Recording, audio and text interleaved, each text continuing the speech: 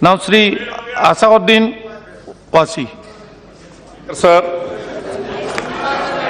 मैं आपका शुक्रगुजार हूं कि आपने मुझे मौका दिया। सर, मैं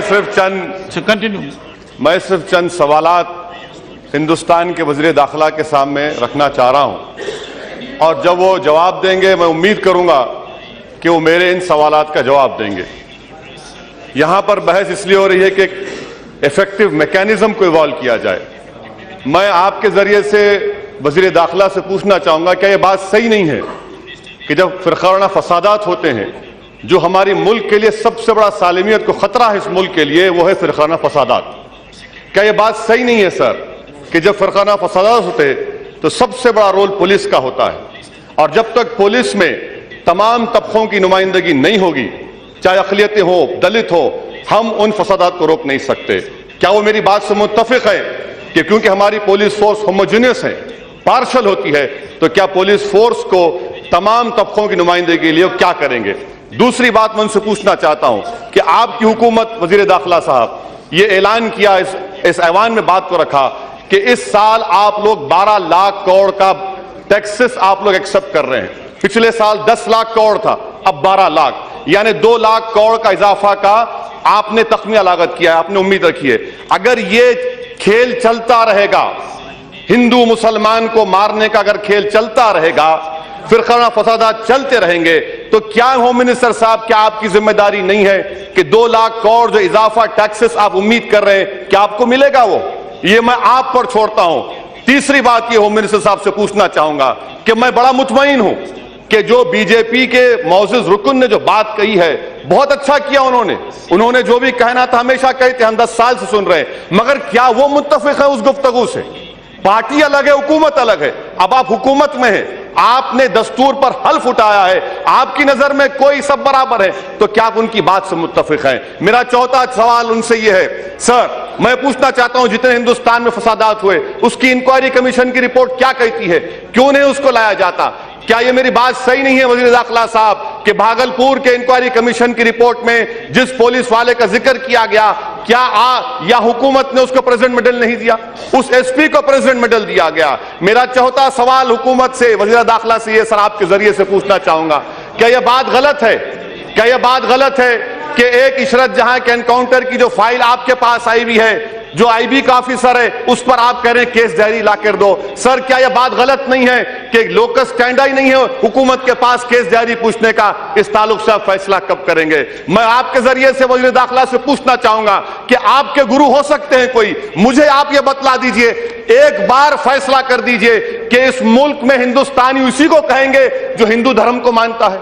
अगर यह बात है तो इस मुल्क के आईन को बदल दीजिए। आपके गुरु कहते हैं कि इस मुल्क में हिंदू है। छठा सवाल, मेरा 7वां सवाल हुकूमत से यह है, मैं 7वां सवाल हुकूमत से, वज़ीर दाखिला से करना चाह रहा हूं, क्या यह बात सही नहीं है कि आप ही के सिस्टर ऑर्गेनाइजेशन के लोग बयान देते हैं, तुम गुजरात भूल गए तो मुजफ्फरनगर को याद करो? क्या आप इससे मुत्तफिक हैं? क्या आप इससे मुत्तफिक हैं? मुझे बताइए वज़ीर दाखिला साहब। 9वां सवाल मेरा आपसे यह है कि आप ही के तंजीम के लोग कहते हैं कि हम 25 अगस्त के दिन तमाम ईसाइयों को और मुसलमानों को हिंदू धर्म में लेकर आएंगे। क्या आप इससे मुत्तफिक हैं? मुझे बताइए आप। मैं आपसे पूछना चाह रहा हूं, आज आप हुकूमत कर रहे हैं, आप हुक्मरान हैं, मेरा आखिरी सवाल हुकूमत से यह है, मेरा आखिरी सवाल हुकूमत से यह है कि क्या आप सिर्फ मुस्लिम तंजीमों पर नजर रखेंगे आपकी आईबी, या फिर आप अक्सरती तबके के तशद्दुद पसंद फिरका परस्त ताकतों को जो बम ब्लास्ट भी किए, क्या उन पर भी आप नजर रखेंगे, नहीं रखेंगे? मेरा आखिरी सवाल हुकूमत से यह है सर कि क्या आप इस मुल्क के पुराशूब माहौल में जहां पर क़त्ल गारतगिरी की जा रही है, क्या आपकी हुकूमत कौमी यकजहती काउंसिल की मीटिंग बुलाएगी ताकि एक मुस्बित पैगाम हुकूमत को दिया जा सके? मैं आखिरी सवाल आपसे कर रहा हूं, हुकूमत से कर रहा हूं सर, मैं पूछना चाहता हूं ये कि क्या यह बात सही है कि क्या यह बात सही है कि आप इख्तिदार पर आ चुके हैं, मगर क्या क़त्ल गारतगी के ऊपर, मेरी लाशों के ऊपर आप अपने इख्तिदार के महल को बनाएंगे? आप इख्तिदार के महल को तो बना लेंगे, मगर याद रखिए मुल्क की बुनियादें कमजोर हो जाएंगी। इसलिए मैं हुकूमत से इन सवाल मैं तकमील कर रहा हूं, मैं तकमील सर, मैं आप कंक्लूड। देखिए सर, मैं हुकूमत से पूछना चाह रहा हूं कि सूरत का बम ब्लास्ट, अक्षरधाम का बम ब्लास्ट, सुप्रीम कोर्ट ने स्ट्रिक्चर पास किया। होम मिनिस्टर साहब, क्या आप उन पुलिस वालों के खिलाफ एक्शन लेंगे? क्या आप उनके खिलाफ एक्शन लेकर पूरे मुल्क का एतमाद हासिल करेंगे? ये बुनियादी सवालात हैं। आखिरी और अहम बात, क्या आप इस मुल्क के सेकुलरिज्म को, इसके इथॉस को, इसकी रूह को बरकरार रखेंगे या इसको बर्बाद कर देंगे? मैं आपसे इन सवालात का जवाब चाहता हूं। ये मेरे सवालात नहीं है, ये किसी मुसलमान का सवाल नहीं है। श्री गजानर किट्टिकर। श्री असाउद्दीन ओवैसी जी। मैडम स्पीकर, बहुत बहुत शुक्रिया आपका। शायर मशरिक ने बिल्कुल मरकजी हुकूमत के बारे में एक शेर कहा था, थोड़ा मैं तरमीम करके कहना चाहूँगा कि तुम्हारे वादे अपने खंजर से आप ही खुदकुशी करेंगे, जो शाख नाजुक पे आशियाना बनेगा वो नापायदार होगा। वजीर आजम ने कहा था कि हम ना खाएंगे ना खाने देंगे। तो मैं हुकूमत से आपके ज़रिए से इस बात का मुतालबा करना चाहूँगा कि क्या वो एक ऐसा कानून बनाएंगे या मौजूदा जो प्रिवेंशन ऑफ मनी लॉन्ड्रिंग कानून है उसको तरमीम करके इस बात को उस कानून में शामिल करेंगे कि अगर किसी हिंदुस्तानी के बैरून मुल्क में, फॉरेन मुल्क में अकाउंट्स होंगे तो वो उसका अपने इनकम टैक्स में दिखाएंगे और कंपनीज का नाम दिखाएंगे, और अगर नहीं दिखाते हैं तो उसको प्रोसीड्स ऑफ क्राइम करार देंगे, उनके प्रॉपर्टीज को, असासे-जात को जब्त किया जाएगा, कॉन्फिस्केट किया जाएगा। क्या आप इस तरह का कानून बनाएंगे? दूसरी बात मैं आपसे जरिए से पूछना चाहूंगा मैडम स्पीकर, वो ये है कि हमारे मुल्क में सरमायादार जो है हमारे सियासी निज़ाम पर कब्जा कर चुके हैं, वो हमको यरगमाल बना चुके हैं, खास तौर से दो बड़ी कौमी जमातों को। उसका यहाँ पर जो बहस हुई, कोई इस बात का शायद ही कम लोगों ने मुतालबा किया कि पार्टिसिपेटरी नोट्स पर, मैं कह रहा हूं कि उस पर बैन लगाइए। सबसे बड़ा खतरा इस मुल्क की सालिमियत को इन पार्टिसिपेटरी नोट्स से है, और मॉरिशस से पैसा यहां पर आता है, कोई ये नहीं पूछता कि भैया वो किसका पैसा है, कौन इसका पैसा है, इसका नाम क्या है, और यहां पर आकर पार्क कर दिया जाता है। आज हम जानते हैं कि इराक में एक बगदादी बैठा हुआ है जिसने $80 मिलियन का पैसा कमाया है। अगर वो कंपनी बनाएगा मॉरिशस में और पैसा स्टॉक एक्सचेंज में डालेगा, हमारा स्टॉक एक्सचेंज को भी खराब तबाह कर सकते हैं, मुल्क में दहशतगर्दी का भी पैसा आएगा। तो फिर क्या आप पर जिम्मेदारी आयद नहीं होती कि आप मुल्क की सालिमियत को और मुल्क को जो खतरा है दहशतगर्दों से, उनको बचाने के लिए मुतालबा करता हूं कि पार्टिसिपेटरी नोट्स पर बैन लगाइए, और जो कंपनीज और ट्रस्ट इन्वेस्ट करते हैं उनका नाम मालूम करवाइए। तीसरी बात मैं पूछना चाहूंगा कि HSBC से जो नाम आए हैं वो फ्रांस के एक फ्रांसीसी नेशनल ने हमको दी है। यहां पर मरकजी हुकूमत ये कहती है मैडम कि डबल टैक्सेशन अवॉइडेंस एग्रीमेंट है। एक फ्रांसीसी नेशनल ने, हमारा एग्रीमेंट फ्रांस हो सकता है मगर वहां से आए अकाउंट स्विट्जरलैंड के हैं, स्विट्जरलैंड की हुकूमत ने या बैंक ने हमको नहीं दिया, तो आपको नाम का इंकशाफ करने कौन रोक रहा है? लिechtenstein बैंक जर्मनी से अलग है, अलहदा इंडिपेंडेंट मुल्क है। लिechtenstein बैंक के नाम हम दे सकते, आवाम के सामने ला सकते, हुकूमत कतरा रही है। और 4 अक्टूबर 2011 को सुप्रीम कोर्ट का जजमेंट का हवाला दिया जा रहा है। मैं वजीर फाइनेंस से आपके जरिए से पूछना चाहूंगा कि अक्टूबर 2014 में आप क्यों गए सुप्रीम कोर्ट को कि 2011 का जो सुप्रीम कोर्ट का फैसला है उसको तरमीम की जाए? क्या सुप्रीम कोर्ट ने नहीं कहा था पैराग्राफ नंबर 56 में, 71 में, 72 में कि ये तमाम चीजें गलत हैं, आप नाम दे सकते? मेरा 5वां मुतालबा हुकूमत से यह है कि अभी हमारे मुंबई से जो सांसद है बड़ी अच्छी बात कह रहे थे, मैं आपके जरिए पूछना चाहूंगा मैडम कि सिंगापुर में बायोमेट्रिक्स नामी कंपनी ने सिर्फ 45 लाख का अकाउंट खोला सिंगापुर में। ICICI बैंक ने उसको बगैर कोई कोलैटरल के 6,500 करोड़ का लोन दिया, और 2011 में 6,500 करोड़ रुपये यहां पर हिंदुस्तान को आया। किस कंपनी में गया? जो KG D6 में हमारी गैस तलाश कर रही है। वहां से सिंगापुर के हाई कमीशन लेटर लिखा 2011 में कि मालूम करिए इतना बड़ा पैसा आ रहा है। क्या यह हुकूमत जो वादा करती है, ऐलान करती है कि हम ना खाएंगे ना खाने देंगे, क्या वो गोदावरी में KG D6 में जिन्होंने पैसा खाया, मुल्क का पैसा है, क्या उनके खिलाफ एक्शन लेंगे आप? मैडम, अगर मैं गाड़ी के लिए लोन अप्लाई करता हूं तो ICICI बैंक मुझे लोन नहीं देता, उसके पास ना कोई ऑफिस, ना कोई कोलैटरल, ना कोई इक्विटी, 6,500 करोड़ का लोन दे दिया गया। मेरा 5वां पॉइंट हुकूमत के आपके जरिए है मैडम कि आज हमारे वजीर आजम और बहुत सी बड़ी जमात के लोग एक बहुत बड़े सरमाएदार के एयरक्राफ्ट में फिरते हैं। क्या यह बात गलत है कि SIT ने कहा है कि इस सरमाएदार की जो पावर कंपनी के जो इक्विपमेंट थे, इसने गलत ओवर प्राइसिंग करके 9,000 करोड़ का टैक्स दिखाया, जबकि सिर्फ 3,000 करोड़ के टैक्स थे। 5,500 करोड़ कहां गए मैडम? क्या हमारे वजीर आजम उसके एयरक्राफ्ट में बैठना बंद कर देंगे? क्या हमारे बरबसरे जमात के लोग उसको दूर कर देंगे? अगर आप ऐसा कर सकते हैं तो जरूर करिए। मैं आपके जरिए से पूछना, हो गया वजीर आजम पढ़ने के रास्तों पर। मैडम देखिए मेरी बात। निशिकांत दुबे, नहीं, निशिकांत दुबे साहब, मैं अदब से कह रहा हूं मैडम, उनके जरिए से। मैं फकीर आदमी हूं, मैं खलंदर हूं, मैं रोड पे चलने वाला हूं। आप हवाई जहाज मुड़ने वाले हैं भाई, उड़िए। हम कहाँ हैं मैडम?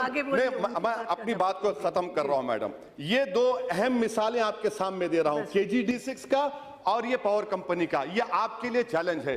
अक़वाम मुत्तहिदा के, यूनाइटेड नेशन का जो कन्वेंशन है, आर्टिकल 14, 23, 40, 46, 52, क्या आप इसको शामिल करेंगे? ये आप मुल्क को गलत बावर करा रहे हैं। आखिरी बात मैडम, हमारे हिमाचल प्रदेश के रुकने पार्लियामान ने कल कहा था करप्शन के बारे में। मैं उनसे पूछना चाह रहा हूं, भैया IPL का क्या है?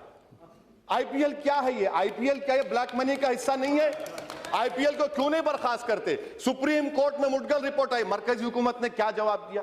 कुछ जवाब नहीं दिया। मैडम, मैं अपनी बात को मुकम्मल करने से पहले हुकूमत से बात बता रहा हूं कि हिंदुस्तान की 100 करोड़ की आवाम आपसे पूछ रही है कि मेरे 15 लाख कहां है? वो गरीब जो भूखा प्यासा रहकर, वो खातून जो भूखा रहकर वोट डाली, वो जो नौजवान जो हमारे मुल्क का 60% की आबादी का हिस्सा है, वो आपको याद, में खत्म कर रहा हूं मैडम, वो आपको याद दिला रहे हैं कि मेरे 15 लाख आएंगे नहीं आएंगे। तो अब की बार 15 लाख का नारा आवाम का होगा, और आपको अभी नहीं 2019 तक तो आप जिएंगे, मगर ये ऐसा जवाब मिलेगा। मुझे ये फर्क समझ में नहीं आ रहा कि यहां से वहां पर एक ही जबान बोली जा रही है सरमाएदारों की। शुक्रिया। तो आज सवाल ये है, हालात ऐसे पैदा हो चुके हैं कि आपने ये फैसला किया, हम कहें आपने सूचना क्यों नहीं, आतंकवादियों को फायदा होता, आप उनकी मदद की बात करते हो, काला धन वालों को फायदा होता, आप उनकी बात करते हो। तो ये जरा सोच के, थोड़ा संयम से, सरकार को, प्रधानमंत्री को गंभीरता से बात करनी चाहिए। प्रधानमंत्री तो बन चुके, अब वो जो बरसों करते रहे, आप लोगों का अधिकार था विपक्ष में, वो भी प्रतिपक्ष में थे। अब 2.5 साल हो गए, आज की तारीख, पूरे 2.5 साल मध्यावधि सरकार की आपके चुनाव जीतने की हो गए। 16 नवंबर है आज। अब सारी बात बदल दी। आप काला धन बाहर से वापस क्यों नहीं लाए? आप सवाल नहीं कर सकते। कौन है आप सवाल करने वाले? नहीं लाए। आपने 5 करोड़ रोजगार आज तक पैदा कर देने थे, 2 करोड़ एक साल में, 2.5 साल में 5 करोड़। अब सवाल नहीं कर सकते। प्रधानमंत्री तो काले धन के साथ लड़ाई में जूझ रहे हैं, सीमा पार सर्जिकल स्ट्राइक कर रहे हैं।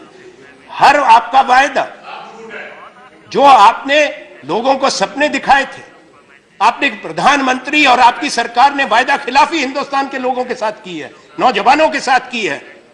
आज बेकारी बढ़ रही है, भूखमरी बढ़ रही है, त्राही त्राही देश में है। आप एक ऐसी दुनिया दिखा रहे हैं कि सब कुछ ठीक है, सब कुछ ठीक हो गया, अच्छे दिन आ गए। अगर अच्छे दिन की परिभाषा ये है तो आज देश के लोग कहेंगे कि ये परिभाषा बदली जाए।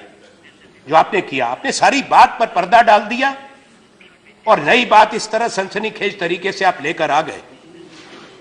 जो बुनियादी सवाल हैं, वित्त मंत्री जी, आपकी सरकार को यह जवाब देने होंगे। हमारा एक और कहना जरूरी है। जब माननीय प्रधानमंत्री जी ने यह प्रवचन दिया राष्ट्र के नाम संदेश में, उम्मीद ये रखते हैं कि पूरी इंतजाम किया होगा, पूरी तैयारी की होगी। वो तैयारी जो आपने की, उसके बाद ये बद इंतजामी कैसे? अगर आपकी तैयारी पुख्ता थी, 86% करेंसी निकाल दी आपने, तो अगले दिन बैंक में उपलब्ध होनी चाहिए थी। आपने कहा वो एटीएम को रिकैलिब्रेट करेंगे, आपने कहा, प्रधानमंत्री ने कहा, तो 9 नवंबर को बैंक बंद रहेंगे, 9 नवंबर को एटीएम बंद रहेंगे। ठीक बात। तो 10 नवंबर से क्या हुआ? बैंक में पैसा नहीं, वो 2000 काला धन से लड़ने चले हो उपसभापति महोदय। 500 रुपए का नोट और 1000 का नोट रद्द कर दो और 2000 का नोट ले आए, जो रंग छोड़ रहा है, जो बचपन में हमको मिलता था चूर्ण के पुड़िया के अंदर, वैसे रंग का एक 2000 का नोट ले आया, जो कोई चाहता नहीं है। अब 2000 का नोट लेके गरीब आदमी कहां जाए, किसके पास उसका भुगतान करे? सब्जी वाले के पास जाएगा, वो कहे छूटा नहीं है, ढाबे में जाएगा, छूटा नहीं है। अब ये बचपन में हमको दिखता था, आपने भी देखा होगा। इससे जो लोग हिंदुस्तान के स्कूल में गए हैं, प्रधानमंत्री भी पाठशाला गए हैं, ये बचपन में मिलता था हमको। और एक खेल भी होता था, उसमें वही पुड़िया मिलती थी।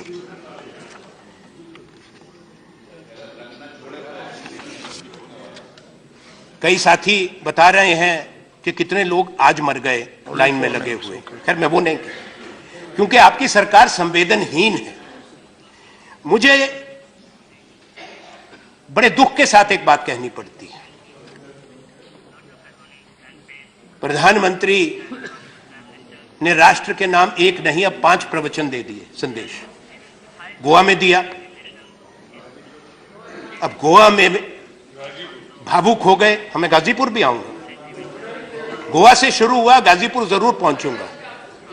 अब गोवा जापान से शुरू हो गए, वहां बुलेट ट्रेन में घूम रहे हैं, यहां कतारें हैं सुबह 3 बजे से। मुझे कहने में शर्म आती है, बुजुर्ग लोग, एक हाथ में पानी की बोतल और एक हाथ में पानी छोड़ने की बोतल।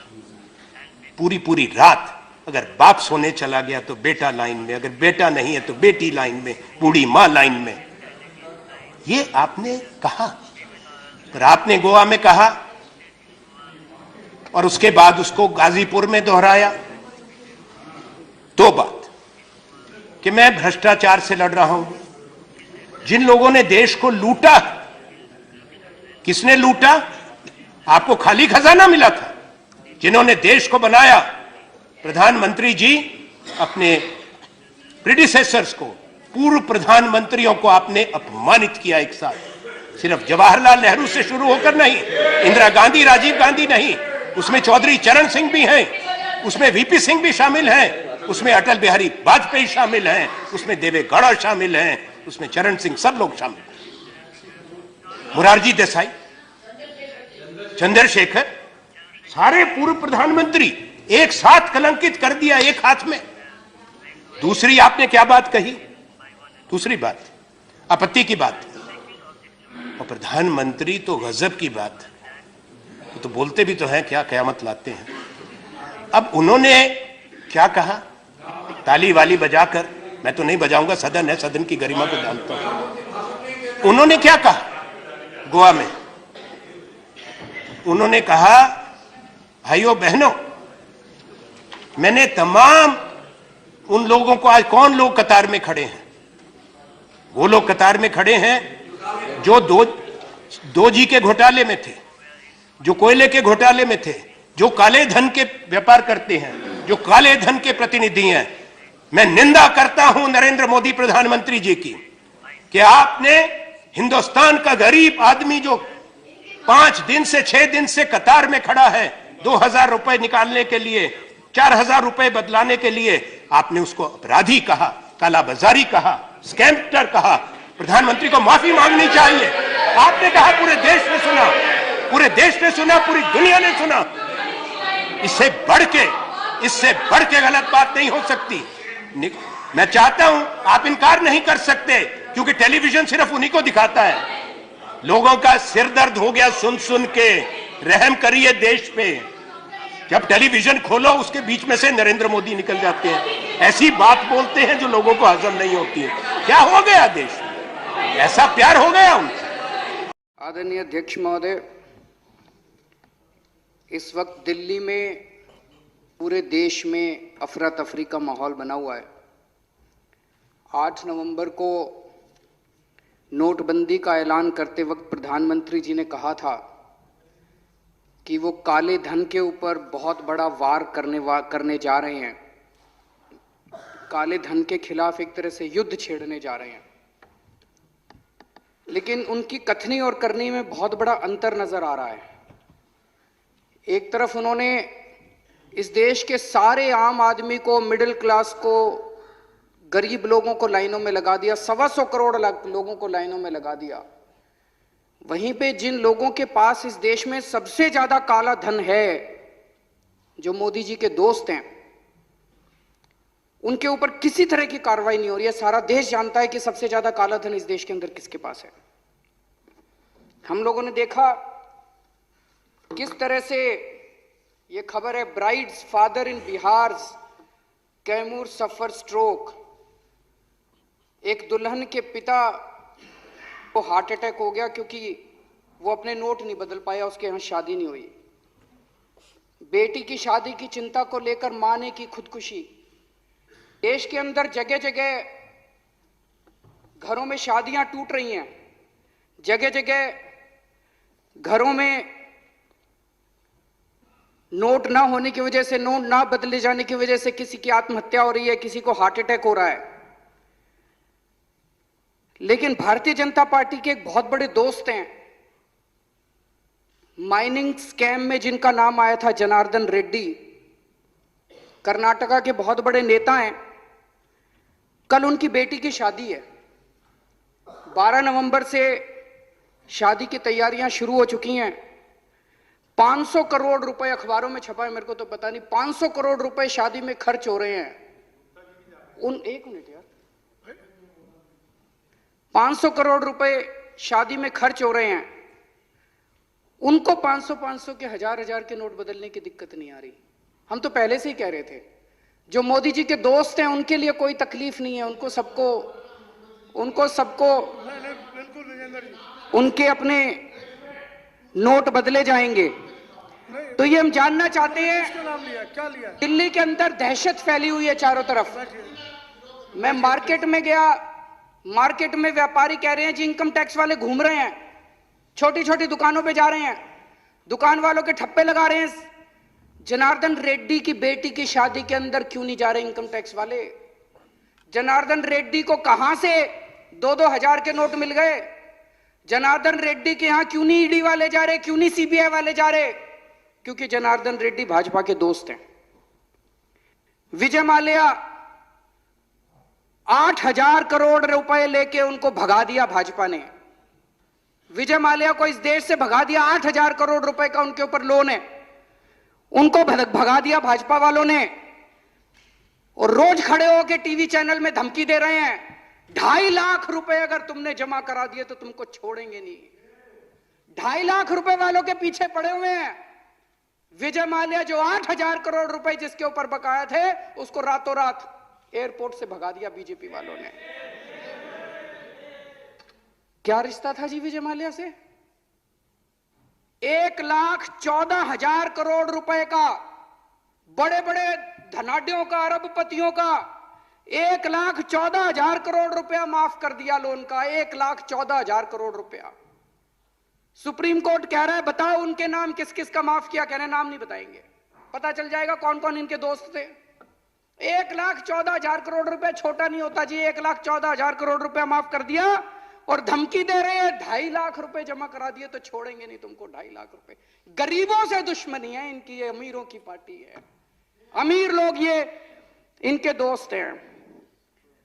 2011 में 648 लोगों की लिस्ट आई थी जिनके, उसमें इस देश के सारे बड़े बड़े सारे अरबपतियों के नाम थे।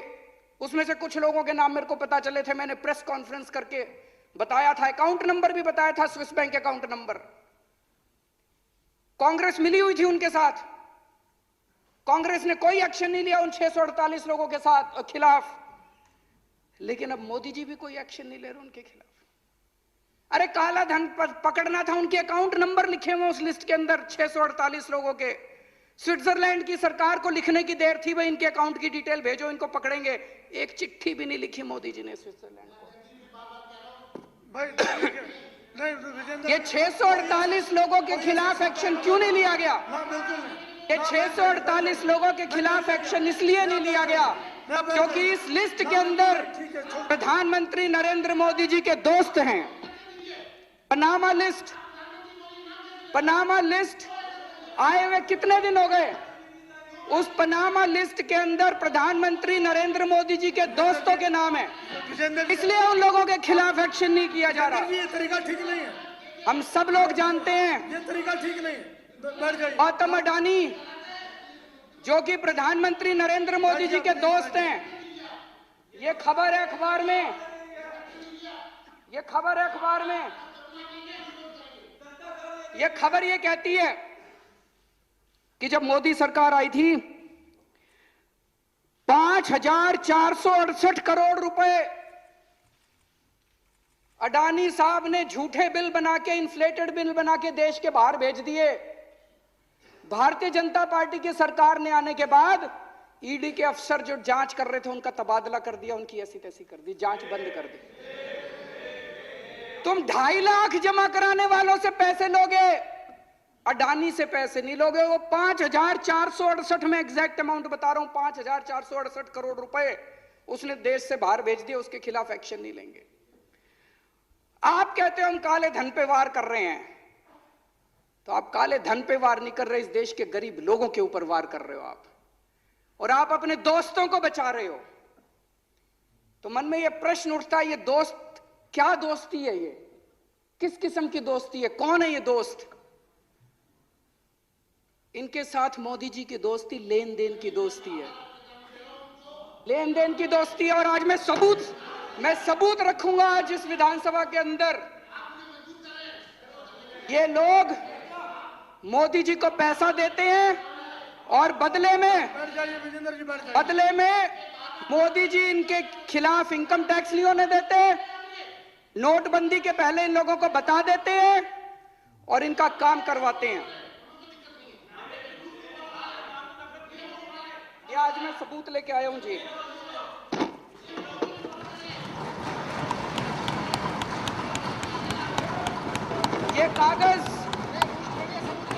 ये कागज मेरे कागज नहीं है जी, ये इनकम टैक्स डिपार्टमेंट के कागज हैं। इनकम टैक्स डिपार्टमेंट ने 15 अक्टूबर 2013 को आदित्य बिड़ला ग्रुप के ऊपर रेड हुई। उस रेड में इनकम टैक्स डिपार्टमेंट में रेड होती है, वो वहां से सारे उनके कागज उठा के लाते हैं। वापस आने के बाद इनकम टैक्स डिपार्टमेंट अपनी एक रिपोर्ट बनाता है उन कागजों के आधार पे, जिसको अप्रेजल रिपोर्ट कहते हैं। ये अप्रेजल रिपोर्ट है इनकम टैक्स डिपार्टमेंट की उस रेड की। उस रेड में उनके अकाउंटेंट से पूछा इनकम टैक्स वालों ने, अकाउंटेंट का नाम कोई सक्सेना था। सक्सेना ने कहा जी मैं हवाला का पैसा लेके आता हूं, मेरे बॉस हैं उनका नाम शुभेंदु अमिताभ है, वो जिस जिसको कहते हैं फिर मैं उनको पैसा जाके बांट देता हूं। शुभेंदु अमिताभ बिड़ला ग्रुप के ग्रुप एग्जीक्यूटिव प्रेसिडेंट थे। शुभेंदु अमिताभ के लैपटॉप, फोन, ब्लैकबेरी सब चेक किए गए, तो उनके लैपटॉप से एक एंट्री मिली। ये एंट्री है 16 नवंबर 2012 की। इसमें लिखा हुआ है गुजरात सीएम 25 करोड़ रुपए। गुजरात सीएम के आगे 25 करोड़ रुपए, ब्रैकेट में लिखा है 12 डन, 12 दे दिए, रेस्ट क्वेश्चन मार्क। तो शुभेंदु अमिताभ का स्टेटमेंट लिया गया, उनसे पूछा गया जी ये गुजरात सीएम का क्या मतलब है। उनका जो स्टेटमेंट है, ये स्टेटमेंट की कॉपी है जो शुभेंदु अमिताभ का स्टेटमेंट लिया गया। स्टेटमेंट में उनसे पूछा गया ये गुजरात सीएम का क्या मतलब है। गुजरात सीएम कौन था उस टाइम? नरेंद्र मोदी जी 2012 में। तो उनसे पूछा गया गुजरात सीएम का क्या मतलब है। बोले जी गुजरात सीएम का मतलब है गुजरात एल्कली केमिकल्स। तो उनसे पूछा गया ये गुजरात एल्कली केमिकल कैसे हो गया, सी और एम का क्या मतलब है, दूसरे क्वेश्चन में पूछा गया। तो बोला जी गुजरात एल्कली केमिकल्स। तो फिर तीसरे क्वेश्चन में उनसे पूछा गया भाई क्या आपने इसके पहले कभी गुजरात एल्कली केमिकल की शॉर्ट फॉर्म गुजरात सीएम कहीं भी अपने नोट्स में इस्तेमाल की है या इसके बाद कभी की है? कहते ना। उनसे पूछा गया कि क्या आपकी कंपनी में कोई गुजरात एल्कली केमिकल को शॉर्ट फॉर्म में गुजरात सीएम लिखता है, बोला ना। तो ये उसके बाद इनकम टैक्स डिपार्टमेंट ने अपनी एनालिसिस की है, ये उसकी एनालिसिस की कॉपी है। एनालिसिस में इनकम टैक्स डिपार्टमेंट लिखता है, considering the highly incriminating nature of transactions in the data retrieved from the laptop and hard disk of Shubhendu Amitabh and evasive replies and unsubstantiated claims made by him, it would be imperative for the assessing officer to scrutinize the data available in seized documents, including the laptop and hard disk, and determine the quantum of income concealed by Shri Shubhendu. इसका मतलब income tax department कह रहा है ये झूठ बोल रहा है। अप्रेजल रिपोर्ट उसके बाद असेसिंग ऑफिसर के पास जाती है और असेसिंग ऑफिसर फिर 2 साल लगा के उसकी इनकम का असेसमेंट करता है, ऑर्डर करता है। अक्टूबर 2013 में रेड हुई थी, उसके बाद 6 महीने बाद इनकी सरकार आ गई, तो असेसिंग ऑफिसर की हिम्मत नहीं थी जो इसकी जांच कर सके। उसके बाद तो इसकी कोई जांच नहीं हुई उसके बाद, और अब ये केस को रफा दफा करने की कोशिश की जा रही है। सेटलमेंट कमीशन में इस केस को भेज दिया और बहुत जल्दी ये केस खत्म होने वाला है। इस केस को रफा दफा करने की कोशिश की जा रही है। एक और बड़ी मजे की बात है, इसी रिपोर्ट के अंदर बिड़ला ग्रुप के जो पेंडिंग प्रोजेक्ट हैं गुजरात सरकार में, उनकी लिस्ट दी हुई है। इससे शक पैदा होता है कि आप ये पैसे ये काम करवाने के लिए दिए गए थे क्या। इसमें लिखा है, levy of stamp duty matter has been taken up at the principal secretary level and through the honourable chief minister's office, deputy collector stamp has been instructed from Gandhinagar not to initiate any action. मतलब कि मुख्यमंत्री दफ्तर, गुजरात के मुख्यमंत्री दफ्तर ने stamp duty ना लेने के आदेश दे दिए हैं। इनको गैस की जरूरत थी तो इसमें लिखा है गैस के लिए भी बात हो गई है। तो जो जो काम पेंडिंग थे गुजरात सरकार में उनकी सबकी लिस्ट दी हुई है। तो एक मन में यह शक होता है ये 25 करोड़ रुपए ये सारे काम करवाने के लिए पैसे दिए गए थे क्या। इसी के अंदर मोइली साहब की भी पैसे का लेन देन का है, जयंती नटराजन का भी पैसे का लेन देन का है। लेकिन सबसे बड़ी मजे की बात यह है, ये रेड हुई थी 15 अक्टूबर 2013 को। उस टाइम केंद्र में कांग्रेस की सरकार थी। कांग्रेस की सरकार को अगर नरेंद्र मोदी जी का नाम किसी इनकम टैक्स की रेड में मिला कि उन्होंने 25 करोड़ रुपए के लेन देन का बात है, तो कांग्रेस वालों ने तो पूरे देश में हंगामा मचा देना चाहिए था।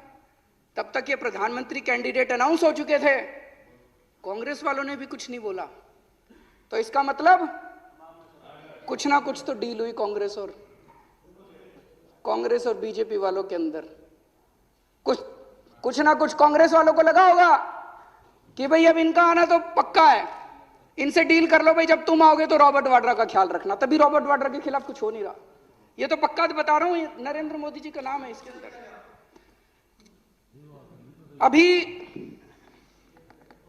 एक और इसी तरह का इंसिडेंट हुआ। अगर ये एक ही होता तो लगता कुछ गड़बड़ है। 22 नवंबर 2014 को सहारा के यहां रेड हुई। एक कमरे से 130 करोड़ से ज्यादा का कैश मिला। वहीं पे कुछ कागज मिले, उन कागजों में भी नरेंद्र मोदी जी का नाम है। मेरे पास सारे कागज आए नहीं, इसलिए वो कागज आज रख नहीं रहा। अभी कुछ कागज आने बाकी हैं, कुछ ही कागज आए हैं। जब सारे कागज आएंगे तो दोबारा अगले सेशन में रखेंगे। लेकिन मोटे मोटे तौर पे मुझे तो पता चला है कि लगभग 400-500 करोड़ रुपए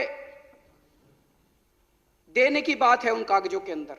और कई नेताओं के नाम है, कई मुख्यमंत्रियों के नाम है देश के, उनमें नरेंद्र मोदी जी का नाम भी है।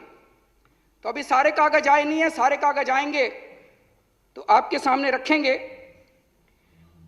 लेकिन इसकी अब जांच कौन करेगा? भारत के इतिहास में शायद आजादी के बाद पहली बार ऐसा हुआ है कि किसी प्रधानमंत्री का काला धन का जो खाता, बही खाता, हर बड़ा जो भी बड़ा उद्योगपति खरबपति होता है उसका एक नंबर का खाता होता है और एक काले धन का खाता होता है। इतने करोड़ों का पैसा ऐसे ही थोड़ी दे देते हैं। काले धन के खातों के अंदर किसी प्रधानमंत्री का बाय नेम नाम आता हो, मुझे लगता है आजादी के बाद पहली बार ऐसा हुआ है। हम तो राष्ट्रपति जी से निवेदन करते हैं कि इन कागजों की जांच के लिए सुप्रीम कोर्ट से वो निवेदन करें कि कोई इसकी कमेटी बनाई जाए। लेकिन मैं ये कहना चाहता हूं, पिछले 4 दिन से देख रहा हूं जिस तरह से आम जनता लाइनों के अंदर लगी हुई है और उनको कभी उनका मजाक उड़ाया जाता है, उनको कहा जाता है ये 2G वाले लगे हुए हैं, कोयला घोटाले वाले लगे हुए हैं, और कभी उनको देशभक्ति का पाठ पढ़ाया जाता है कि 3 घंटे लाइन में लग लिए तो क्या हो गया, देशभक्ति करो। ये जनता तो 125 करोड़ तो करे देशभक्ति और तुम बैठ के लो पैसे, ये नहीं चलेगा। एक मन में ये प्रश्न उठता है कि ये बड़े बड़े लोग तो मोदी जी के दोस्त हैं, इनके साथ तो लेन देन का रिश्ता है, ये छोटे छोटे सारे आम आदमी जितने हैं उनको क्यों तंग कर रखा है इन्होंने, उनको लाइनों में क्यों लगा रखा है? इसके ऊपर भी काफी हम लोगों ने सोच विचार किया। 1,14,000 करोड़ रुपए का लोन तो माफ कर दिया इन बड़ी बड़ी कंपनियों का। 8,55,000 करोड़ रुपए का टोटल लोन है इन कुछ एक चंद बड़ी बड़ी कंपनियों का। 8,55,000 करोड़ रुपए का लोन है, जिसमें से 5 लाख करोड़ रुपए का लोन, वो तो सीएजी की भी रिपोर्ट है, सीएजी ने भी कहा है कि ये लोन वापस आने वाला नहीं है। या तो ये पैसा लेके बाहर भाग गए और या इन्होंने फ्रॉड करके लोन लिया। 5 लाख करोड़ रुपए का लोन, अभी बैंक तो खाली हो रहे हैं। 1,14,000 करोड़ तुमने माफ कर दिया, बैंक खाली हो रहे हैं। तो अब ये स्कीम लेके आए हैं 500 हजार की। अब ये छोटे छोटे लोग सारे जमा कराएंगे अपना पैसा। और कल टीवी चैनल में बीजेपी वाला बैठ के कह रहा था अब इस पैसे से भी हम लोन देंगे इन कंपनियों को। तो अब ये लोगों का पैसा सुरक्षित है कि नहीं बैंक में, ये भी एक बहुत बड़ा प्रश्न है। तो दोनों तरफ से लूट मचा रखी है। बड़े बड़े लोगों से पैसे खाते हैं और छोटे छोटे लोगों को लाइन में लगा के उनकी जिंदगी की सारी सेविंग्स बैंकों में चली जाएगी और ये उठा के 15-20 बड़े बड़े उद्योगपतियों को उठा के बैंकों में दे देंगे और फिर विजय माल्या की तरह उनको देश से भगा देंगे। मैं कहना चाहता हूं प्रधानमंत्री जी, आप अमीरों के प्रधानमंत्री हैं, आप अपने दोस्तों के प्रधानमंत्री हैं, आप काला धन वालों के प्रधानमंत्री हैं, आप गरीबों के दुश्मन हैं। जिस तरह से आज गरीबों की मुंह से निवाला छीन लिया, आप कहते हो कड़वी चाय पी रहा है एक गरीब आदमी, आपने काला धन की कड़वी चाय पिलाने के नाम पे उनको जहर पिला दिया आज पूरे देश के लोगों को। मेरे को याद है जब हवाला कांड हुआ था 90s में, आडवाणी जी का नाम आया था, केवल उसमें LKA शायद लिखा था, बस इनिशियल्स लिखे हुए थे। उन्होंने एक ईमानदारी की मिसाल कायम की थी। उन्होंने इस्तीफा दे दिया था। उन्होंने कहा था जब तक जांच पूरी नहीं हो जाती मैं नहीं। पूरे देश को गर्व हुआ था आडवाणी जी के ऊपर।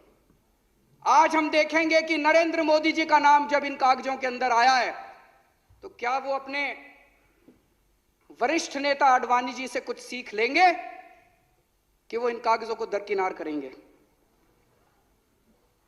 अंत में मैं इस सदन के माध्यम से राष्ट्रपति जी से अपील करना चाहता हूं कि इस स्कीम को तुरंत वापस लिया जाए। काला धन के खिलाफ हम भी हैं। अगर दोबारा इस स्कीम को लाना है सोच समझ के लाओ। टाइम दो जनता को, 1 महीने का 2 महीने का टाइम दो और सारी तैयारी करके लाओ। हम आपका साथ देंगे, अच्छा काम करो, हम आपका साथ देंगे। लेकिन आज ये जो स्कीम है, अगर ये वापस नहीं ली गई, ये पूरा देश बैठ जाएगा, इस पूरे देश की अर्थव्यवस्था बैठ जाएगी। इस स्कीम को तुरंत वापस लिया जाए और राष्ट्रपति जी से निवेदन करते हैं कि ये जितने कागज हैं इनकी जांच के लिए सुप्रीम कोर्ट को लिखें ताकि सुप्रीम कोर्ट के इसके ऊपर SIT बिठा के इसकी जांच कराए। बहुत बहुत शुक्रिया। एक बहन जब उसका भाई मायूस घर को लौटा और कहा कि बहन 10,000 रुपये में नहीं बदल सका, तो 1 घंटे के बाद उस बहन ने अपनी जान दे दी। सुनो मिस्टर वजीर आजम, ये आपके अच्छे दिन है।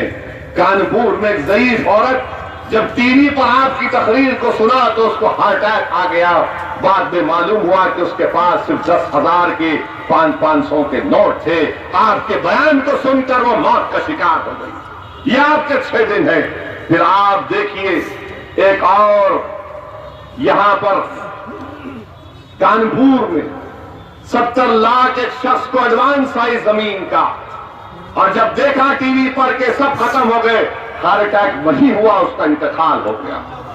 एक और वाकया मैनपुरी का, 1 साल का बच्चा मर गया कि उनके बाप के पास 5,000 रुपये नहीं थे दवाखाने को देने के लिए। ये हिंदुस्तान के वजीर आजम की मोहब्बत है गरीबों से। फिर कुशीनगर का वाकया, एक धोबी, उसकी बीवी सिर्फ 1,000 रुपये जब टीवी पर देखा तो मौत हो गई थम कि भाई कि अब मैं कहां से लाऊंगी पैसे।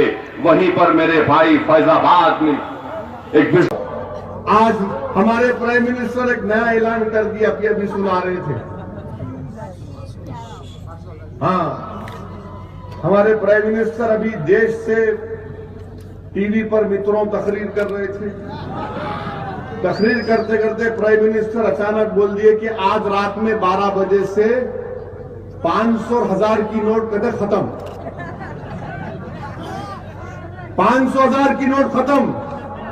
अच्छा, उसकी जगह पे क्या होने वाला? अब नई 500 की नोट आएंगे और नई 2000 की नोट आएंगी। कभी 1000 से परेशानी थी तो 2000 ला लिए।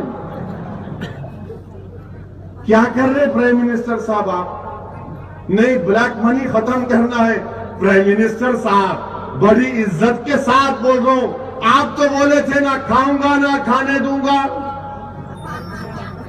तो विजय मलिया 9,000 करोड़ खा के डकार लेके लंदन भाग गया। ललित मोदी 16,000 करोड़ खा के लंदन भाग गया। मिस्टर प्राइम मिनिस्टर, उनको पकड़ के कौन लाएगा? आज रात से 500,000 गायब करते, कल से 2,000। अरे क्या हो रहा है इस मुल्क में? खाने को खाना नहीं है, कीमती आसमान को चोरी।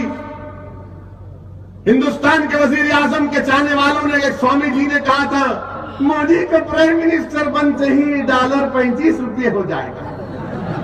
35 रुपये जाके 70 रुपये हो गया स्वामी जी। अब क्या करेंगे डॉलर के रेट को आप? हर महाज पर बीजेपी की सरकार नाकाम साबित हो रही। प्राइम मिनिस्टर एक नया ऐलान कर दिया, अभी सुना रहे थे। हाँ, हमारे प्राइम मिनिस्टर अभी देश से टीवी पर मित्रों तकरीर कर रहे थे। तकरीर करते करते प्राइम मिनिस्टर अचानक बोल दिए कि आज रात में 12 बजे से 500 और 1000 की नोट कदे खत्म। 500 1000 की नोट खत्म। अच्छा, उसकी जगह पे क्या होने वाला? अब नई 500 की नोट आएंगे और नई 2000 की नोट आएंगी। कभी 1000 से परेशानी थी तो 2000 ला लिए। क्या कर रहे प्राइम मिनिस्टर साहब आप? नहीं, ब्लैक मनी खत्म करना है। प्राइम मिनिस्टर साहब बड़ी इज्जत के साथ बोल रहा हूं, आप तो बोले थे ना खाऊंगा ना खाने दूंगा। तो विजय मलिया 9,000 करोड़ खा के डकार लेके लंदन भाग गया। ललित मोदी 16,000 करोड़ खा के लंदन भाग गया। मिस्टर प्राइम मिनिस्टर, उनको पकड़ के कौन लाएगा? आज रात से 500,000 गायब करते, कल से 2,000। अरे क्या हो रहा है इस मुल्क में? खाने को खाना नहीं है, कीमती आसमान को चोरी। हिंदुस्तान के वजीर आजम के चाहने वालों ने, एक स्वामी जी ने कहा था, मोदी का प्राइम मिनिस्टर बनते ही डॉलर 35 रुपये हो जाएगा। 35 रुपये जाके 70 रुपये हो गया स्वामी जी। अब क्या करेंगे डॉलर के रेट को आप? हर महाज पर बीजेपी की सरकार नाकाम साबित हो रही। और फिर आप देखते हैं मेरे भाई, महाराष्ट्र में मुसलमानों को रिजर्वेशन नहीं मिलता। हम रिजर्वेशन की बात करते हैं तो मोदी जी बोलते सबका साथ सबका विकास। मोदी जी कहते इंडिया फर्स्ट। प्राइम मिनिस्टर बोलते मेरे पास एक ही किताब, कॉन्स्टिट्यूशन।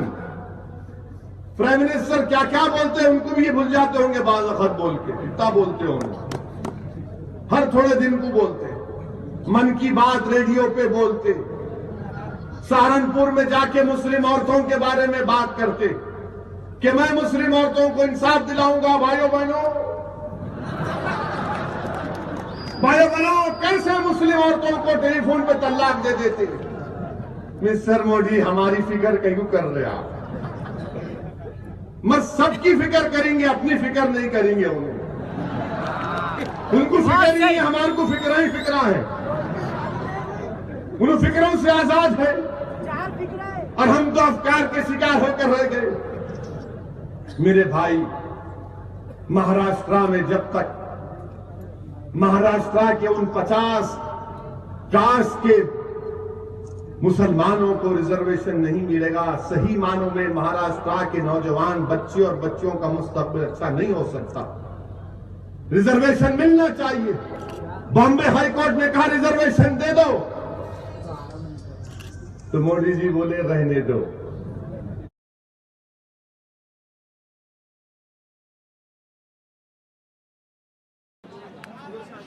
ये अल्लाह का बड़ा फजल करम है कि मुझे जालना की इस मुबारक सरजमीन को आने का मौका मिला। मैं आप तमाम का शुक्रगुजार हूं कि जिस तरीके से आपने अपने मोहब्बत और अपने प्यार से यहां पर मजलिस इत्तेहादुल मुस्लिमीन का इस्तकबाल किया। मेरे पास अल्फाज नहीं है जिस बेलोस मोहब्बत का आपने आज मुजाहरा किया। मैं सिर्फ अल्लाह से दुआ कर सकता हूं और जरूर दुआ करूंगा कि अल्लाह ही ने आप तमाम के दिलों में मजलिस की मोहब्बत को डाला और हमारी ये मोहब्बत और वाबस्तगी इंशाअल्लाह ताला जब तक दुनिया कायम रहेगी, जालना में और औरंगाबाद में और महाराष्ट्र में मजलिस इत्तेहादुल मुस्लिमीन मकबूल और ताकतवर होती रहेगी। आज जब मैं यहां पर आया, आप तमाम से मुलाकात हुई, आप तमाम ने मुझे अपनी दुआओं से नवाजा और फिर मुझे यहां पर उस अल्लाह के वली के आस्थाने पर जाने का मौका मिला जिनके नाम से ही इस जालना शहर को बसाया गया था। वहां पर जाने के बाद ये मेरी खुशकिस्मती है कि एक अल्लाह के वली ने आज से 400-500 साल पहले जो कुरान करीम को लिखा था, मुझे उसको देखने का मौका मिला, उसको छूने का मौका मिला और मुझे एक छोटे से कुरान की सूरत की आयत की सूरे की तिलावत करने का ही मौका मिला। अजीज दोस्तों, ये बड़ी मुबारक सरजमीन है आपकी कि 500 साल पहले जिस कुरान करीम को लिखा गया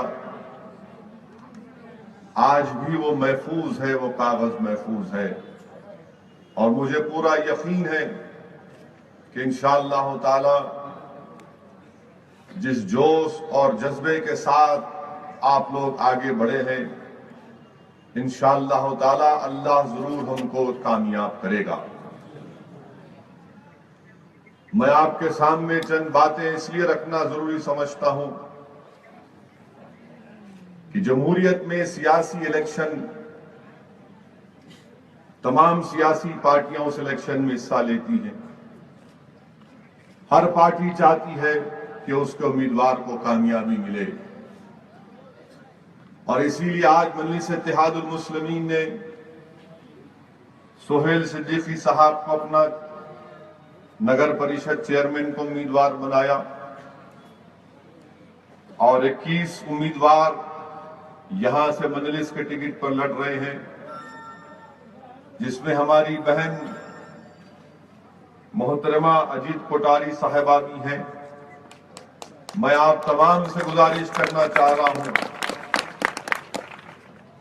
कि जरूर हमारे अराकीन की कामयाबी होगी, मगर जिस वार्ड से हमारी बहन मोहतरमा कोठारी साहिबा लड़ रही हैं सबसे पहले उनको कामयाबी दिलाना यह हमारी जिम्मेदारी है।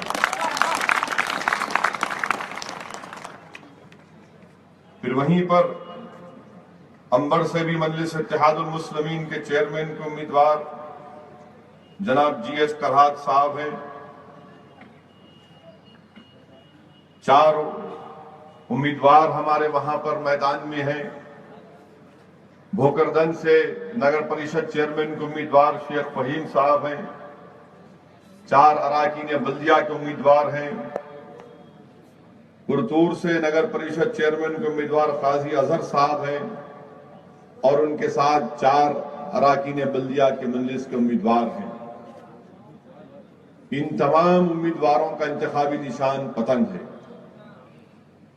और आप तमाम को पतंग के निशान पर अपना वोट देना है। और क्यों देना है? अगर आप चाहते हैं कि जालना में जो बरसों से आपने कभी कांग्रेस राष्ट्रवादी को मौका दिया तो कभी बीजेपी और शिवसेना को मौका मिला, मेरे भाई सबको आपने मौका दिया, मगर इन तमाम पार्टीज ने 15 साल बीजेपी कांग्रेस रही, अब कांग्रेस का इख्तिदार खत्म हो रहा है। इन तमाम ने जालना की तरक्की के लिए कुछ नहीं किया। इन तमाम ने जालना की आवाम को धोखा दिया। इन तमाम ने जालना की खूबसूरती में इजाफा करना तो छोड़िए, जालना को और खराब किया। इन तमाम ने जालना के गली कूचों को साफ करने के बजाय, गंदगी और कचरा उठाने के बजाय वहां पर कचरों के ढेर को खड़ा कर दिया। कांग्रेस हो या बीजेपी हो या एनसीपी हो या शिवसेना हो, फायदा जालना की आवाम को नहीं हुआ। फायदा अगर किसी को हुआ तो इन तमाम पार्टी के सियासी कायदीन को हुआ। आपने उनको वोट दिया एक उम्मीद पर कि हमारे इलाके में चाहे जालना हो, अंबड़ हो, पुरतूर हो, यहां पर कुछ होगा, मगर कुछ नहीं हुआ। मिसाल के तौर पर मेरे भाई, मैं आपके सामने जो बात रख रहा हूं, महाराष्ट्र में 15 साल कांग्रेस राष्ट्रवादी की हुकूमत रही और फिर इनके ही दौरे इख्तिदार में दिल्ली से कई पैसे आए। अब 2 साल से ज्यादा बीजेपी की सरकार है। हमने स्टेडियम में खड़े होकर दिल्ली से माइनॉरिटी कंसंट्रेशन डिस्ट्रिक्ट के नाम पर, जालना भी उसमें शामिल है, 2014 और 15 में 3 करोड़ 65 लाख रुपए जालना के लिए आए, जिसमें अक़लियतों के लिए, अक़लियतों के बच्चों के लिए हॉस्टल की तामीर,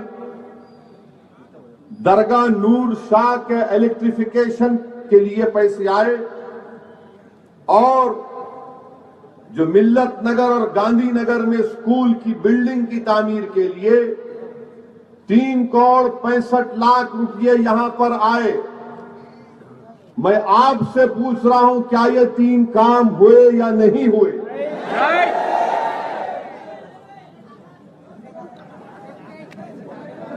अगर नहीं हुए और किसी ने अभी पुकार कर कहा कि चोरों ने खा लिया, तो क्या आप चोरों को वोट देंगे या मजलिस को वोट देंगे? 3 करोड़ 65 लाख रुपए ये 3 काम के लिए 2014 और 15 में आए। यहां पर हमारे दोस्त बैठे हुए हैं, पढ़े लिखे लोग, वो इंटरनेट पर जाकर मिनिस्ट्री ऑफ माइनॉरिटी अफेयर्स के वेबसाइट से इसको डाउनलोड कर लो, आप मालूम हो जाएगा। फिर 2015 और 16 में 3 करोड़ 10 लाख रुपए बच्चियों ने अक़लियती बच्चियों के लिए 100 बेड का हॉस्टल बनाने के लिए 3 करोड़ 10 लाख रुपए जालना को आए। क्या ये बना? कहां गए पैसे? ये किसके पेट में गए? तो जिसके पेट में गए उसके पेट पे लात मारकर आप मंजलिस को वोट देंगे? नहीं देंगे। 2016-17 में जालना टाउन की तरक्की के लिए 31 लाख रुपया आए। इसका सवाल अभी नहीं करूंगा इसलिए कि अभी साल खत्म नहीं हुआ है, मगर 31 लाख रुपए आए हुए हैं। ये पैसे का इस्तेमाल भी सही होना चाहिए। तो आप खुद अंदाजा लगाइए कि पैसे तो आ रहे हैं मगर जालना की आवाम के लिए इसका इस्तेमाल नहीं किया जाता है। कांग्रेस, राष्ट्रवादी कांग्रेस, बीजेपी, शिवसेना, अगर आप इनकी जबान से सुनेंगे मजलिस के बारे में तो बीजेपी और शिवसेना कहेगी कि ये आतंकवादी हैं, देशद्रोही हैं, ये फुला बात नारा नहीं लगाता, इसको पाकिस्तान भिजा देना चाहिए, जैसा हिंदुस्तान हमारा नहीं है, इनकी अम्मा का है।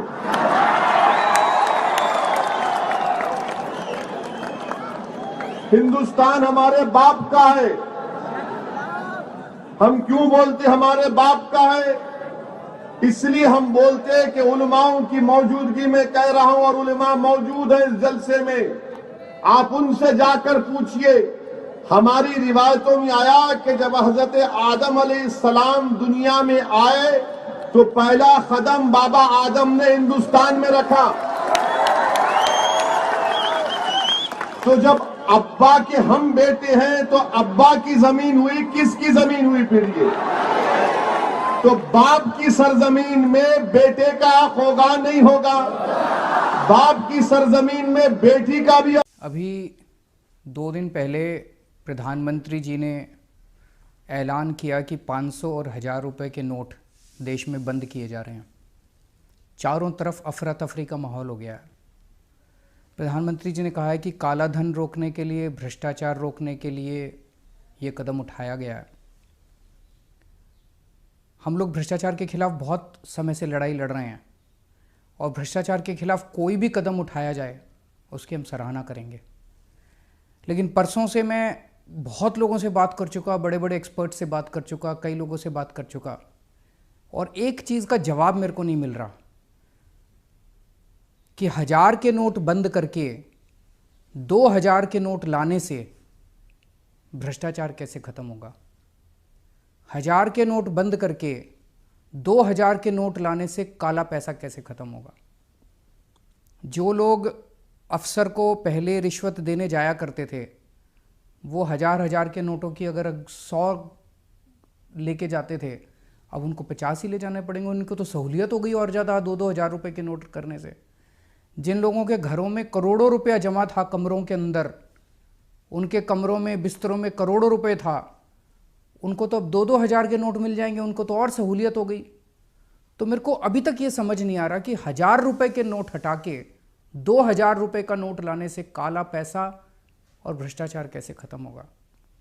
चारों तरफ अफवाह है। कई लोगों से मैंने बात की, कल पूरा दिन मैं खूब इधर उधर बात की, लोगों से घूमा मैं। चारों तरफ लोग कह रहे हैं और इस बात के सबूत हैं कि जी जो इनके अपने लोग थे, जो इनके अपने दोस्त थे, जिनके पास सबसे ज़्यादा काला धन है इस देश के अंदर, वो इनको इन्होंने पहले से ही बता दिया था, हफ्ता भर पहले। उन्होंने अपना सारा इंतजाम कर लिया है। पैसा बाहर भेज दिया उन्होंने, या उन्होंने ज़मीनें खरीद ली, सोना खरीद लिया। इनके अपने दोस्तों ने सारा इंतजाम कर लिया है। भारतीय जनता पार्टी उत्तर प्रदेश में चुनाव लड़ने वाली है, इधर चुनाव लड़ने वाली है, उधर चुनाव लड़ने वाली है। उन्होंने अपना इंतजाम कर लिया है। 100 के नोट ले लिए या जो मर्जी है, उन्होंने अपना इंतजाम कर लिया है। मर रही है तो आम जनता मर रही है। मेरी कई लोगों से बात हुई कल से, वो लोग बता रहे हैं जी काले धन वालों की तो ऑलरेडी सेटिंग हो चुकी है। वो बता रहे हैं जी जिनके पास बड़ा बड़ा काला धन है वो तो ऑलरेडी बता रहे हैं कि सेटिंग हो चुकी है, होम डिलीवरी हो जाएगी, परसों तक 2000 रुपये का नोट मार्केट में आ जाएगा और उनके घर में पहुंच जाएगा। 15-20% कमीशन लगेगी। और आज पूरे देश में लंबी लंबी लाइनें लगी पड़ी है बैंकों के सामने। कहीं बड़ा उद्योगपति दिखाई दिया लाइन में? कोई बड़ा काला बाजारी वाली दिखाई दिया लाइन में? कोई बड़ा काला पैसे वाला दिखाई दिया? कोई नहीं है, बड़े लोग नहीं है। कौन है लाइन में? दुकानदार, रिक्शे वाला, ऑटो वाला, किसान, मजदूर। तो काला पैसा सारा इन्हीं के पास है। काला पैसा इस देश में मजदूर के पास है, काला पैसा किसान के पास है, काला पैसा व्यापारी के पास है, काला पैसा छोटे छोटे लोगों के पास है। इन बड़े बड़े लोगों के पास नहीं है काला पैसा।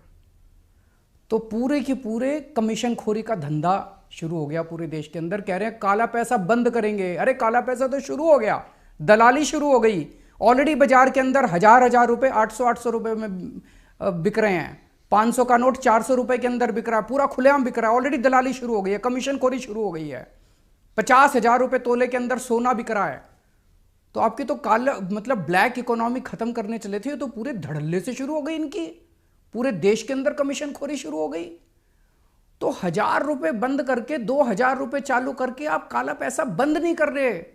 आपकी नीयत के अंदर खोट है। अगर प्रधानमंत्री जी 1000 रुपए बंद कर देते, 500 रुपए बंद कर देते, बिल्कुल बंद कर देते, कोई दिक्कत नहीं थी, हमको, हम सपोर्ट करते। लेकिन 1000 रुपए बंद करके 2000 रुपए चालू कर रहे हैं, नीयत में खोट है। कुछ ना कुछ ये गड़बड़ कर रहे हैं। पूरे देश के अंदर जनता दुखी हो रही है। गरीब आदमी जिसके पास 10,000 रुपए थे, 500 के नोट थे, आज मार्केट में जा रहा है, मार्केट में लोग कह रहे हैं, दुकान वाला कह रहा है 8,000 में लूंगा। उसकी तो खून पसीने की कमाई आपने 20% तो यूं ही कम कर दी। 22 दिसंबर 2013 को प्रधानमंत्री जी ने ट्वीट करा था। प्रधानमंत्री जी ने कहा था इस देश का बच्चा बच्चा जानता है कि काला धन कहां पड़ा है। प्रधानमंत्री जी ने खुद ट्वीट करके कहा था देश का बच्चा बच्चा जानता है कि काला धन स्विस बैंकों में पड़ा है। तो प्रधानमंत्री जी आपको तो पता था कि काला धन कहां पड़ा है। अब प्रधानमंत्री बनने के बाद क्या हो गया? वो स्विस बैंकों का पैसा कहां गया? उसको क्यों नहीं कर रहे? सरकार के पास 2011 में 648 लोगों की लिस्ट आई थी जिनके स्विस बैंकों के अंदर अकाउंट हैं। कांग्रेस मिली हुई थी उन लोगों के साथ। कांग्रेस ने कोई एक्शन नहीं लिया उन 648 लोगों के खिलाफ। पर आपने भी एक्शन नहीं लिया उन 648 लोगों के खिलाफ जिनके स्विस बैंकों में अकाउंट हैं। उनमें से बड़े बड़े अंबानी, ये वो, उनके अकाउंटों के नंबर मैंने प्रेस कॉन्फ्रेंस करके दिए थे। मैंने प्रेस कॉन्फ्रेंस करी थी 2012 या 13 में। मैंने स्विस बैंक के अकाउंट नंबर उन लोगों के दिए थे। आपकी फाइलों के अंदर हैं प्रधानमंत्री जी। उनके खिलाफ क्यों नहीं एक्शन ले रहे? आज शाम तक उन 648 लोगों को आप गिरफ्तार कर लो। मैं चैलेंज करता हूं इस देश के अंदर काला धन खत्म ना हो जाए तो। लेकिन आप नहीं करोगे। क्यों नहीं करोगे? आपके दोस्त हैं उस लिस्ट के अंदर। आप कह रहे हो 200% पेनल्टी लगाएंगे। जो आदमी 2.5 लाख रुपए से ज्यादा पैसे जमा कराएगा उसको 200%। खरबपति अरबपतियों को तो छोड़ दिया। अब एक रिक्शे वाला बेचारा, एक व्यापारी बेचारा, एक मजदूर 10 साल पैसे कमा कमा के खून पसीना एक करके उसने मान लो 5 लाख रुपए जोड़े या 6 लाख रुपए जोड़े, आज अपनी बेटी की शादी करने चला है। उससे आप 200% पेनल्टी लोगे। लेकिन बड़े बड़े लोगों से पेनल्टी लेने की आपकी हिम्मत नहीं है। भगवान माफ नहीं करेगा आपको। बीजेपी के अध्यक्ष अमित शाह का अभी स्टेटमेंट सुना। वो कह रहे हैं कि मायावती जी, मुलायम जी, राहुल जी और केजरीवाल क्यों बौखलाए हुए हैं। तो अमित शाह, मैं आपको ये कहना चाहता हूं कि गरीब जनता के लिए कोई बोलेगा नहीं। आप कल उठ के AK-56, AK-47 लेके गरीब आदमियों को, जनता को मार दोगे तो क्या कोई बोलने वाला नहीं है? और मैं खुद आपको कहता हूं, चैलेंज लगाता हूं, आप नारायणपुरा विजयनगर रोड में रहते थे, मैं भी वहां का ही रहने वाला था पहले, और मैं आपको कहता हूं आप नारायणपुरा सीट से जीते हो और सरखेज सीट से जीते हो। बिना कमांडो आप आज की तारीख में आ जाओ, बिना कमांडो वहां आप तुम्हारी खुद की असेंबली में घूमो। ये नारायणपुरा नवरंगपुरा की पब्लिक तुम्हें आज की तारीख में बिना कपड़े दौड़ाएगी साहब। इतना पावर मत करो आप, ये कोई सही बात नहीं है। सत्ता का लोभ और सत्ता के लिए आप गलत काम मत करो। और आपने इस बार महिलाओं की छाती पे वार किया है। महिलाएं, गरीब महिला हो या मिडिल क्लास की महिला है, उसने 500 की, 1000 की नोट 2, 4, 5, 10 या 20 जमा क्यों करती है वो? कि अपने बाल बच्चों की आधी रात को तबीयत खराब हो जाए, घर वाले को हो जाए, सास ससुर को कुछ हो जाए, उसके लिए वो नोटें जमा करती है। और तुम्हारी नादानियत और तुम्हारी कम अक्कल के हिसाब से वो लाइन में सब खड़े रहे। इतने पागलपन पे मत उतरो। ये जनता बहुत कुछ कर सकती है। तेरी माँ का भौसला मोदी साले मादर चोट। 100 रुपया का छुट्टा नहीं मिलता, 2000 की नोट चालू कर दिया मादर चोट। साले उधार हम चाय पीते, कोई चाय नहीं पिलाता, तेरी माँ की चूत मारू। हमारे बीवी बच्चे भूखे मरते, साले हम गरीब 400 रुपया का काम करते हैं भौसड़ी वाले। वहाँ केंद्र सरकार बन गया है भौसड़ी का बैठ के, तेरी माँ का हरामी पेली साले, तेरी मैया की चूत में लल्ले साले भौसड़ी वाले। 100 रुपया का छुट्टा नहीं मिलता, 2000 की नोट छाप दिया मादर चोट। कौन छुट्टा देगा हम लोग गरीब को? तेरी माँ का मकान मालिक किराया ना ले रहा हुआ, इतने परेशान हो रहे हैं, ना राशन मिल रहा हुआ, बच्चा बीमार है, बहुत बेशरम बस्ती है, और पैसे हमने बर्तन धो के इकट्ठे करे होंगे। हम बहुत परेशान है, क्यों हमें मारे दे रहे हो? कि ऐसे मोटी पोती में आग लग जाए, मर जाए कुत्ता कमीना कंजर। बहुत परेशान है भाई गोली से मार देंगे जाके। हम बहुत परेशान है, कुत्ते हरामजादे मोती पैसे ले फेंक दे, हमने ले पूरो है पूरो पकड़ वोट लेने। अंकल आप यहाँ पर कितनी देर से खड़े हैं? मैं खड़ा हूँ, आधा घंटा हो गया। आधा घंटा हो गया। तो कैसा लग रहा है आपको? ऐसे सुख की अनुभूति हो रही है कि जीवन में कभी नहीं हुई। सीरियसली? अपना पैसा एक एक पैसे के लिए मोहताज कर दिया मोदी जी ने भाई। क्रेडिट कार्ड स्वैप कर करके कितने दिन राशन खाया जाए, कितने दिन दूध बच्चों को लिया जाए, कितने दिन सब्जी ली जाए। क्रेडिट कार्ड सब्जी वाला तो लेता ही नहीं। 2 टाइम बच्चों को दूध दे रहा है। क्या कह रहे हो अंकल? 3 टाइम जो दूध देते थे बच्चों को पीने के लिए, वो 2 टाइम दे रहे हैं, क्योंकि खुले पैसे हैं नहीं, दूध ला नहीं सकते। अब उसको 1 टाइम भी भूखा रख रहे हैं। जेब में कैश है, ये रखा है, मिट्टी है, क्या करूं इसका? नरेंद्र मोदी जी के मुंह में डालूं इसको? उधार लेना पड़ना, कभी किसी से 100 रुपये खुले उधार मांगने पड़ना, भिखारी हो रखा है। 100 रुपए के नोट के लिए तरस रहे हैं, भिखारी हो रखा है। 1000 के 500 के नोट जेब में रखे हैं, कूड़ा कर दिए। बड़े शान से कह रहे थे कि 500 का और 1000 का नोट अब कागज का टुकड़ा रह जाएगा। वो कागज के चलो ठीक है अंकल, आप लाइन में इंतजार कीजिए, देखते हैं आपका नंबर कब आता है। अडानी अंबानी को पहले अरेंज कर दिया, भाजपा के सारे एमपीओ को पहले से अरेंजमेंट करके फिक्स कर दिया। इतना टाइम क्यों लिए? मर गए बेचारे गरीब, टैक्स पे, तनख्वाह वाले, सब्जी वाले, दूध वाले। पार्टी मर गई। कॉमन पीपुल को, बेईमानों के पास कोई नहीं जा रहा। सबसे ज्यादा कॉमन पीपुल को हुआ। सबसे ज्यादा यहाँ जो लाइन में लग रहा है वो आम आदमी तो है, यहाँ कौन पैसे वाला आके लाइन में लग रहा है? आम आदमी है और टैक्स पे ही है। दिक्कत तो सबसे कॉमन मैन को हुआ। कितने लोग तो मर गए हैं।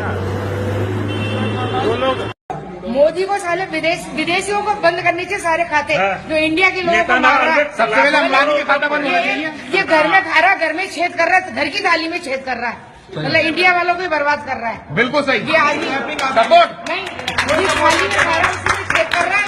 मोदी के पुतले करो साले का बड़ी चौपट पकड़। बिल्कुल सही है आंटी, आप बिल्कुल सही बोला आंटी। अगर जयपुर की जनता में एकता है ना, तो कल जयपुर के बाजार बंद हो जाएंगे। लेकिन आंटी जयपुर बाजार बंद, राजस्थान क्या होगा? राजस्थान भक्तों अभी भी अलग ही है। हम तो क्या करेंगे? भगवान बैठे बैठे रोएंगे अगर पैसा नहीं चढ़ाएंगे तो। आप बोलिए बात। राजस्थान बंद होना चाहिए कल राजस्थान बंद होना चाहिए, सारे लोगों को सड़क पे आ जाना चाहिए। बिल्कुल सही बोला। लेडीज बूढ़े बच्चे सबको आना चाहिए। आज मैं टैक्सी करके कहीं जाऊँ, टैक्सी वालों को 500 का नोट दूँ, क्या करेगा? क्या करेगा? अब पैदल जाना पड़ेगा। मिठाई वाला मिठाई बना के बैठा, उसके बाद कोई 500 का नोट धंधा ले। कैसे होगा, व्यापार कैसे चलेगा, ये बताओ ना पहले।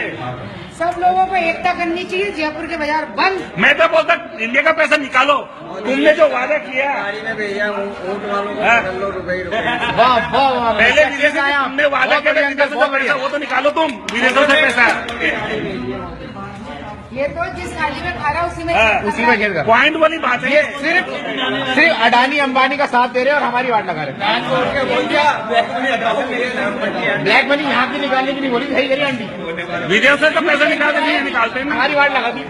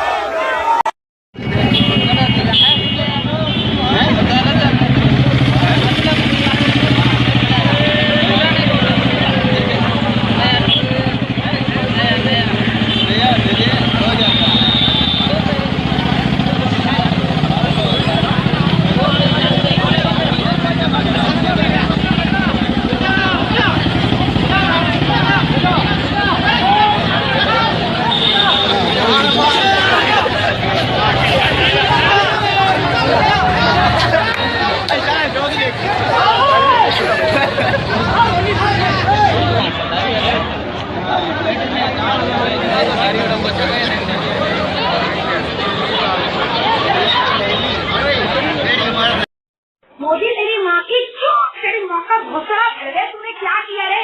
हाँ, 100 रुपए का छुट्टा नहीं मिलता, 2000 की नोट निकाल दिया। गुजरात में 6 महीना पहले बोल दिया और इधर अभी पब्लिक को बताया नहीं।